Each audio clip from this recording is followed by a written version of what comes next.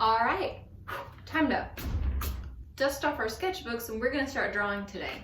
All you need is maybe a toy, anything that you can see around you, you can use to get started with. For this drawing, you could use a pencil if you want to be able to erase, or if you're brave, you can go straight for a colored pencil, markers, anything like that, and just your sketchbook paper. I got some toys to draw. You can do anything. So the first thing that you want to do when you're starting your drawing is to look at what you're drawing. Everything in the world is made up of shapes. So I'm going to think about the shapes I know and look at my object. This little guy is made out of shapes. And tell me, what shapes do you see first when you look at him? I see a rectangle. I'm guessing that's what a lot of you guys said with the size of his face. I see some squares for his eyes and nose. I see more rectangles here for his ears and his legs and his body.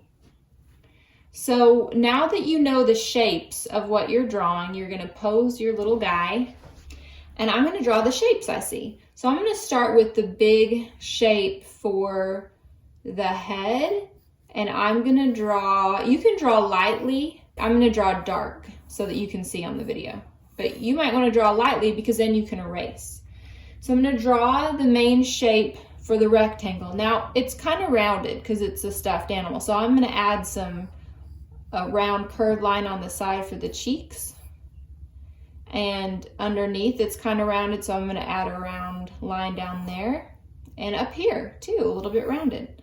So now I'm going to go inside and draw my squares for the eyes, and then the nose, 2 squares for the nostril, surrounded by a giant rectangle with a little rectangle on top.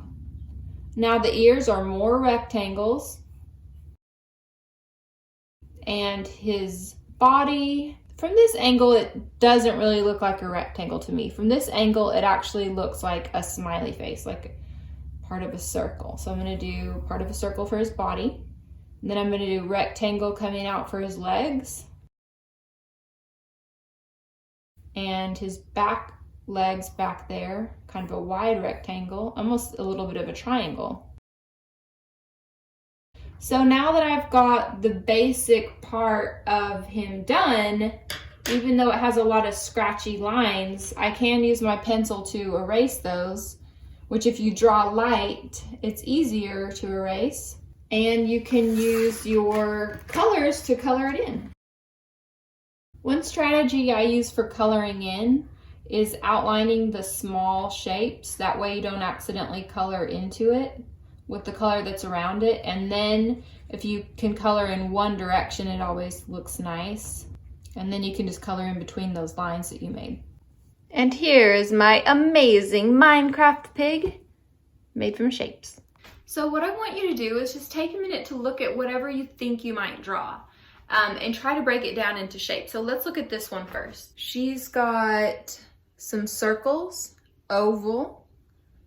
This little bow could be some triangles and a rectangle. Then let's look at this guy. He's got some triangle ears. He's got an oval head. So you might want to draw oval head first, triangle ears. The body is almost a rounded rectangle.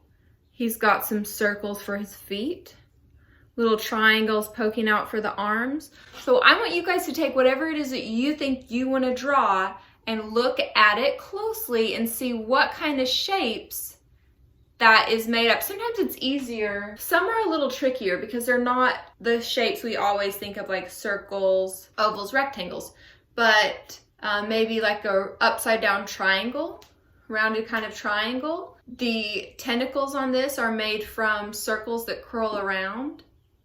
So the outside is a circle shape, and then there's like a little curve on the inside. So I want you to take a minute to look at your stuff and see how that is broken down. So it's good to practice a lot of different ones, and you guys can color yours in and just have a fun time with it. So all we're doing is just looking at shapes and trying to practicing drawing. So I hope you have a fun time practicing drawing as many stuffed animals as you can. Or maybe you have Legos, which would be cool practice for squares and rectangles. I can't wait to see what you guys pick to draw. When you are done coloring your stuffed animal, or whatever it is you drew, think about what could you do to fill it in. Can you use your imagination to give him a habitat or an environment? Mine is easy because he's an octopus. I'm assuming he lives in the water. You can use your imagination. Maybe he's an octopus in space. Who knows? So go ahead and fill in the rest of your paper